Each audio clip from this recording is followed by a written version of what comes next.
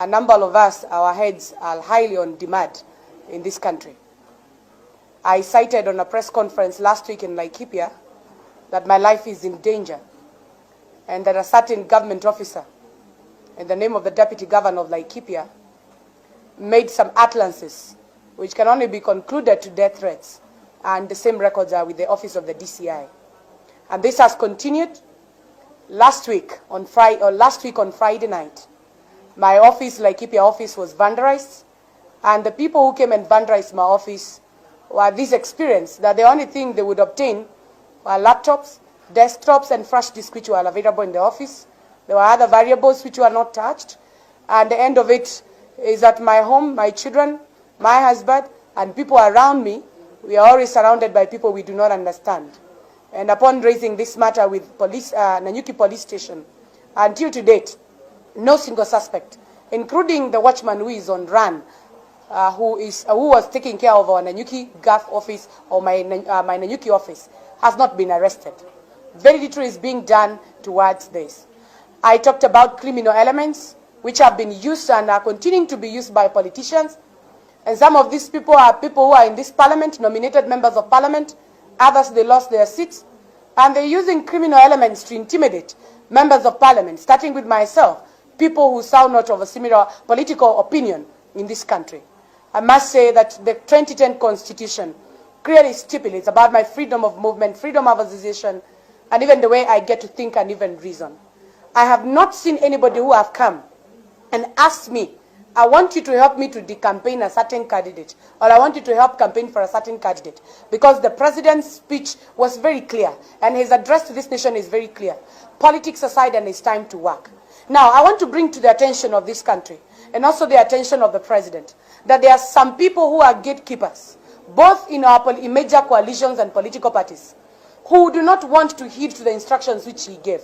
And they are busy doing local politics, county politics, machinani politics, trying to decampaign individuals who they want to imagine in their thinking and their hallucination that they are not supporting whatever they believe in. And when I say this, these members of parliament, you saw them come out clearly. There were even issues which were raised in Moranga County, people telling other members, sitting members of parliament, we are going to decampaign you, we want to bring your opponents so that they can fight you because you are of Tanga movement or because you are of whichever movement it is that people are talking about. And I want to state clearly, as a woman and as a legislator, we do not want to take these threats lightly. We have seen women who have been killed. Literally, is this lady called Martha. Until to date, other than these issues which are being brought about a botched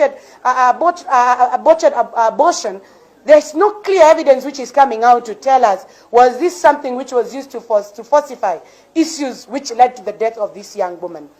And for that reason, we want to ask for security, we want to ask for protection, and we want our political parties, both coalition leaders, to know there are certain supporters and certain political gatekeepers who are misusing the privilege which they have been given, and people who want to presume that they have the attention of the government more than any other Kenyan, that they want to misuse that by making sure that they use criminals and gangs to come and harass us. And I must say it's such a coward act.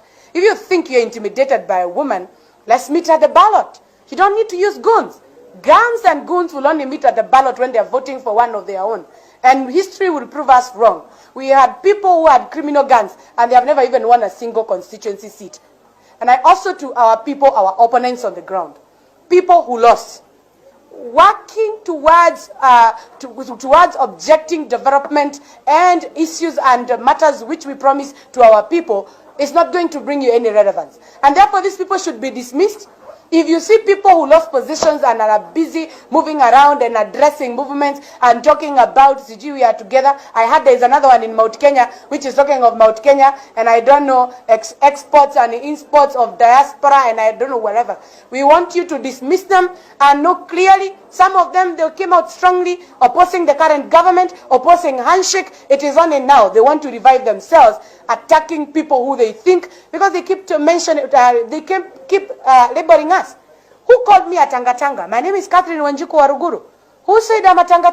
I am not. I'm a member of parliament, and I can only propagate ideologies and agendas who I believe to the people I represent, they are of the same opinion. So members of the fourth estate, please, if you help us by telling the nation that parliamentarians are threatened, our families are threatened, we are intimidated, these people are looking for our heads. The other day they said they are even discussing my body, what is sweet and what is not sweet. And I must say, it is backward, it is rhetoric, it does not add any value. If you feel intimidated by the Honorable Balaza, or you feel intimidated by Honorable Ngonjiri, or the woman rep of Laikipia, Marinda, tukutane kwa debe if that is what you want. But we cannot allow this. We must be protected because our